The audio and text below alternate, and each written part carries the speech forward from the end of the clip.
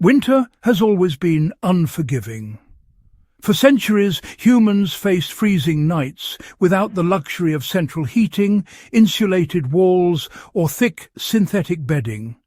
And yet, soldiers in drafty barracks, frontier families in unheated cabins, and ordinary civilians during fuel shortages found ways to sleep through the cold, often warmer than we do in our modern homes.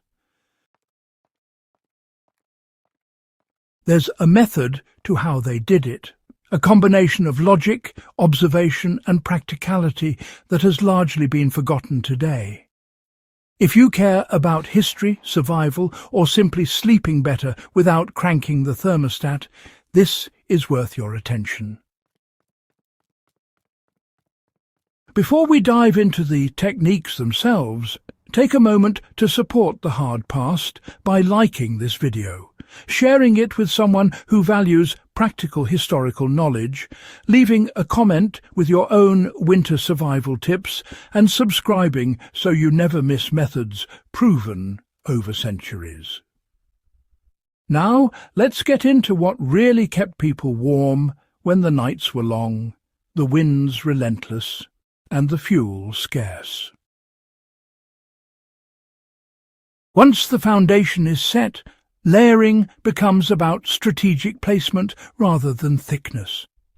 Each blanket or quilt is positioned with purpose, edges tucked firmly against the mattress to prevent drafts. Loose, flopping bedding leaks heat.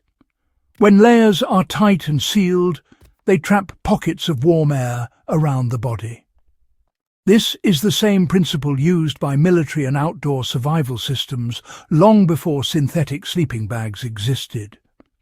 Historical accounts repeatedly describe sleepers folding blankets beneath their bodies, tucking them along their sides and wrapping portions around their torso and legs. These actions created a personal heat envelope, a microclimate the body could warm without additional effort. It's an elegant solution. Your own body becomes the heat source for a self-contained, insulated space. The choice of materials mattered too. Modern bedding often favours uniformity, one thick comforter or synthetic mattress pad. Historical households, by contrast, used whatever was on hand. Cotton sheets, wool blankets, quilts, and even down or feather-filled layers were mixed to leverage each material's strengths. Cotton provided softness and helped manage moisture. Wool trapped air and regulated temperature. Quilts added weight and stability, preventing movement that could break the thermal seal. Together, these layers worked far better than a single thick blanket because they combined insulation, moisture control, and containment. Adapting this method today is straightforward, and it works across a range of sleeping arrangements. If you're on a modern bed, begin with a dense layer beneath you. Then build layers above, ensuring edges are tucked and airspace is controlled. On a cot, a thin sleeping pad or folded wool beneath the torso will preserve core heat. Even in minimalist setups like a simple ground bed or temporary shelter, the same principles apply. Insulate underneath, seal the sides, and allow your body to maintain a microclimate. The difference in warmth is immediate, and the effort required is minimal. A single, well-placed blanket, used properly, can outperform multiple loose layers, a lesson that centuries of experience confirm. This knowledge isn't just academic.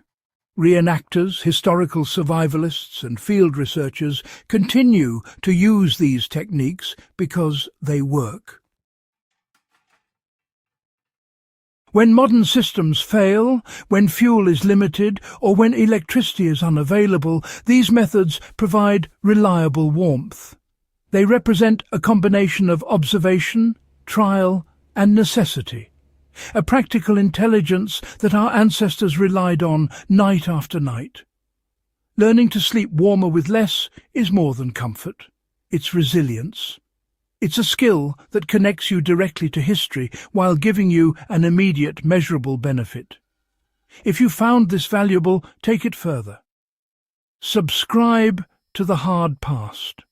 Share this video with someone who appreciates practical history, and put these techniques into action.